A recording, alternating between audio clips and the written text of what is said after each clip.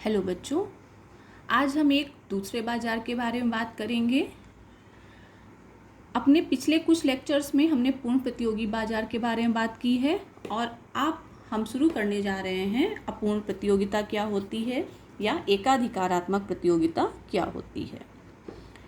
Chamberlain एक economist हैं जिन्होंने अपूर्ण प्रतियोगिता के लिए एकाधिकारात्मक कंपटीशन वर्ड यूज किया है। चैम्बरलिन ने मोनोपोलिस्टिक कंपटीशन वर्ड यूज किया है और मिसेस जॉन रॉबिन्सन ने इम्परफेक्ट कंपटीशन वर्ड यूज किया है। कई बार कंपटीशन में पूछा जाता है कि मोनोपोलिस्टिक कंपटीशन वर्ड किसने यूज किया है और इम्परफेक्ट कंपटीशन वर्ड किसने यूज किया है। तो चैम्बरलिन ने मोनोपोलिस्टिक कंपटीशन वर्ड यूज किया है और मिसेस जॉन रॉबिन्सन ने इम्परफेक्ट कंपटीशन वर्ड यूज किया है। अब क्वेश्चन ये अराइज होता है कि अपूर्ण प्रतियोगिता क्या होती है। जब हमने आपको पूर्ण प्रतियोगिता बताया था तो वहाँ पे हमने आपको पूर्ण प्रतियोगी बाजार की 4 विशेषताएं बताई थी। अपूर्ण प्रतियोगिता तब पाई जाती है जब पूर्ण प्रतियोगी बाजार की जो दशाएं हैं उनमें से कोई एक दशा बाजार में उपलब्ध नहीं होती है, तब वो बाजार स्वतः अपूर्ण प्रतियोगी बाजार कहलाता है। एकाधिकारात्मक प्रतियोगिता, इस चीज़ को समझना ज़रूरी है कि जब एकाधिकार वर्ड यूज हो रहा है तो प्रतियोगिता उसके साथ में नहीं हो सकती है। एकाधिकार का मतलब होता है जब किसी वस्तु का या किसी चीज़ का कोई एक स्वामी होता है। क्योंकि हम यहाँ पे बाजार की बात कर रहे हैं, इट्स मीन कि जब किसी एक प्रोडक्ट का कोई एक विक्रेता है, इट्स मीन मार्केट में एकाधिकार है। लेकिन यहाँ पर तो बहुत सारे विक्रेता हैं अपूर्ण प्रतियोगिता में। तो यहाँ पे एकाधिकारात्मक प्रतियोगिता का क्या मतलब है, ये वर्ड कैसे यहाँ पे यूज हो रहा है। एकाधिकार का मतलब ये हुआ कि इस प्रकार के बाजार में जो प्रोडक्ट पाया जाता है वो क्लोज सब्स्टिट्यूट्स होते हैं।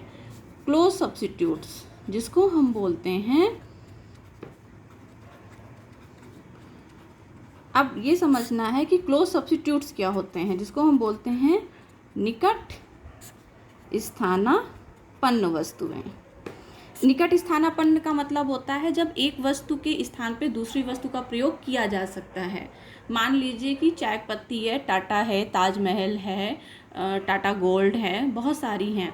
तो मान लीजिए अगर कोई व्यक्ति है वो ताजमहल यूज कर रहा है, लेकिन अगर बाई चांस उसको ताजमहल नहीं मिल पा रही है तो ऐसा तो है नहीं कि मार्केट में दूसरी कोई चाय पत्ती नहीं है। ठीक है, हो सकता है कि वो थोड़ा सा टेस्ट में या फिर रंग में या फिर किसी और क्वालिटी में थोड़ा सा भिन्न हो, लेकिन ऐसा नहीं है कि अगर मार्केट में ताजमहल नहीं होगी तो लोगों के घरों में चाय नहीं बनेगी। लोग उसके नियर सब्स्टिट्यूट्स, इसीलिए उसको क्लोज सब्स्टिट्यूट्स बोलते हैं, परफेक्ट सब्स्टिट्यूट्स नहीं बोलते हैं।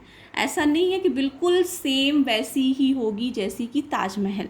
निकट सब्स्टिट्यूट्स का मतलब हुआ कि थोड़ा सा अंतर हो सकता है, लेकिन जो काम ताजमहल कर रही है वही काम टाटा गोल्ड या ताजा या any one ills, anything ills, जो भी दूसरी चाय पत्तियाँ हैं वो भी कर सकती हैं। तो निकट स्थानापन्न का मतलब होता है जब एक वस्तु के स्थान पे दूसरी वस्तु का प्रयोग किया जा सकता है।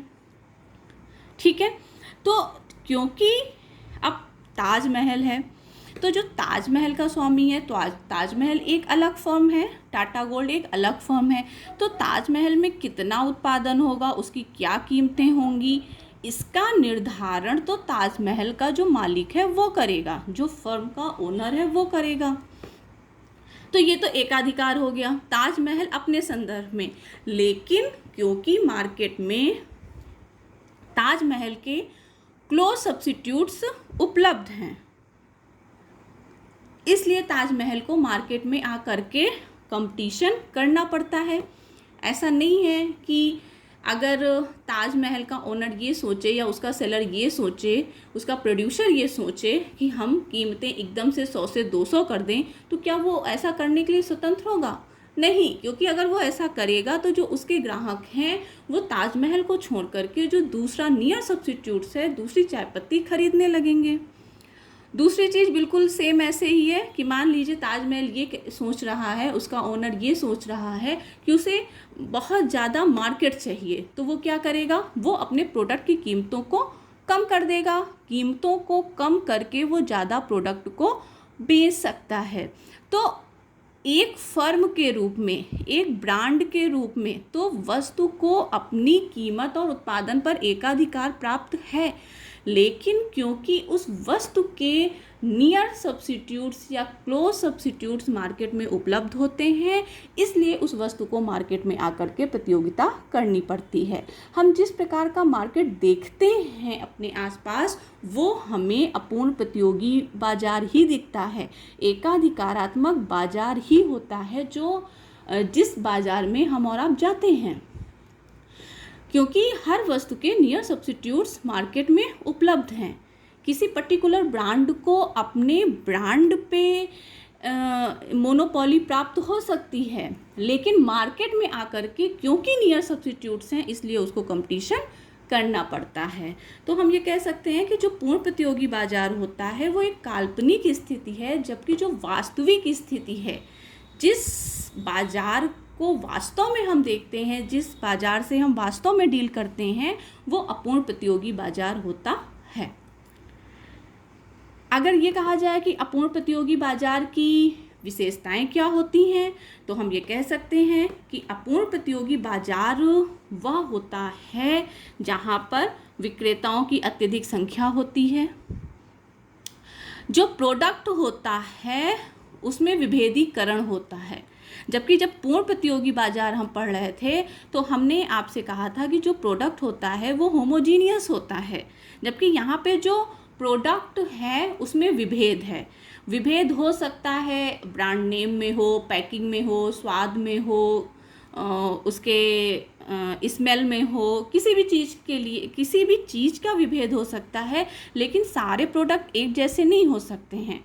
अगर हम टूथपेस्ट की बात करें तो कोलगेट का अलग टेस्ट होता है, सिबाका का अलग होता है, पेप्सोडेंट का अलग होता है, और जो भी हैं सबकी चाहे पैकिंग चेंज हो, चाहे कलर चेंज हो, चाहे स्मेल चेंज हो, कुछ ना कुछ उसमें डिफरेंट होता है। सब डिफरेंट होते हैं एक दूसरे के, ठीक है। तीसरी विशेषता क्या है कि जो फर्म है वो चाहे तो मार्केट में बनी रहे, यानी कि उद्योग में बनी रहे, और अगर वो घाटे में कार्य कर रही है या उसको हानि हो रही है तो वो मार्केट छोड़ के जा सकती है। बहुत सारी नई वस्तुएं लॉन्च होती हैं, आती हैं, बहुत सारे सोप, टूथपेस्ट, चाय पत्तियाँ, दुनिया भर के प्रोडक्ट आते हैं, लेकिन अगर वो कंपटीशन कर पाते हैं तो वो मार्केट में रुकते हैं, अदरवाइज वो मार्केट से आउट हो जाते हैं। That is freedom of entry and exit of firms. चौथी विशेषता ये है कि जो इस प्रकार के बाजार का AR और MR वक्र होता है, ये सबसे इम्पॉर्टेंट पॉइंट है जिस पे हमें डिटेल बात करनी है कि AR और MR वक्र जो होता है, इसकी ढाल जो होती है वो लेफ़्ट टू राइट डाउनवर्ड होती है। You can see something else. जो इसका MR और AR वक्र होता है, एक्स अक्ष पे हम दिखाते हैं ऑलवेज आउटपुट, और यहाँ पे हम दिखाएंगे AR, एवरेज रिवेन्यू की हम बात कर रहे हैं। इसका जो AR वक्र होता है वो समथिंग एज होता है, और हमने आपको बताया है कि जो AR वक्र होता है उसी को हम मांग वक्र कहते हैं। इसका क्या मतलब हुआ? इसका ये मतलब हुआ कि मान लीजिए ये एक हाई कीमत है, ये एक लो कीमत है, that is P1, that is P2। अगर P1 किसी भी फर्म या किसी भी वस्तु की कीमत है तो जो उत्पादन होगा वो बहुत कम होगा, OQ1 होगा। मान लीजिए फर्म कहती है कि उसे उत्पादन बढ़ाना है या फिर अपने वस्तुओं की सेलिंग बढ़ानी है, तो ऐसा करने के लिए उसको जो कीमत है वो घटानी पड़ेगी। यानी कि एक फर्म अपने वस्तु की कीमत को घटा करके वस्तु के उत्पादन को और उसकी बिक्री को बढ़ा सकता है। जबकि जब हमने पूर्ण प्रतियोगी बाजार की बात की थी तो वहाँ पे जो AR और MR वक्र था वो समथिंग एज था। इसको याद रखिए, समथिंग एज था। क्यों? क्योंकि वहाँ पे P बराबर AR बराबर MR। अगर कोई कन्फ्यूज़न है तो आप पिछले वीडियोस देख सकते हैं, मैंने बहुत क्लियर कट वहाँ पे समझाया है कि क्यों ऐसा है। ये सबसे मेन डिफरेंट दोनों में सबसे मेन डिफरेंस है कि जो पूर्ण प्रतियोगी बाजार है उसका जो AR-MR वक्र है वो एक हॉरिजेंटल लाइन है। क्यों?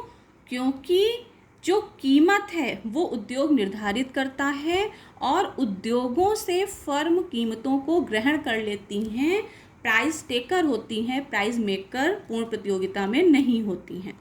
यहाँ पे क्या है, क्योंकि जो फर्म है उसको अपने प्रोडक्ट पे एकाधिकार प्राप्त है। अगर उसको ज़्यादा कीमतें निर्धारित करनी है तो वो कम प्रोडक्ट बेचेगा। अगर उसको अपने प्रोडक्ट की सेलिंग को बढ़ाना है, Q1 से Q2 की ओर आना है, तो उसको कीमतें नीचे करनी होंगी। यानी कीमत और उत्पादन दोनों पे जो अपूर्ण प्रतियोगी बाजार में जो विक्रेता होता है, जो उत्पादक होता है, उसका पूरा नियंत्रण अपने प्रोडक्ट पे होता है। तो जो अगर डेफिनीशन के रूप में बात की जाए कि अपूर्ण प्रतियोगिता क्या होती है, क्या डेफिनीशन होती है, तो अपूर्ण प्रतियोगी बाजार वह बाजार होता है जहां पर विक्रेताओं की अत्यधिक संख्या होती है तथा जहां पर वस्तु विभेदीकरण पाया जाता है, या जो वस्तुएं बाजार में बिकने के लिए आती हैं उनमें पैकिंग, ब्रांड और क्वालिटी इत्यादि में कुछ ना कुछ अंतर अवश्य होता है। और आप ये जो तीसरी विशेषता है इसको भी इस डिफिनेशन में जोड़ सकते हैं कि फर्म बाजार में स्वतंत्र रूप से प्रवेश कर सकते हैं तथा स्वतंत्र रूप से बाजार से बाहर जा सकते हैं। तो जो अपूर्ण प्रतियोगिता है वही वास्तविक जगत में पाई जाने वाली प्रतियोगिता है। अब हम अपने नेक्स्ट वीडियो में बात करेंगे, अपने नेक्स्ट लेक्चर में बात करेंगे AR और MR वक्र पे, कि AR वक्र और MR वक्र एकाधिकारात्मक प्रतियोगिता में किस प्रकार का होता है, किस प्रकार से कार्य करता है और क्या मतलब होता है। अगर ये लेफ़्ट टू राइट डाउनवर्ड है डिमांड कर्व तो इसका क्या मतलब है, इस बारे में अब हम बात करेंगे अपने नेक्स्ट लेक्चर में। Thank you very much.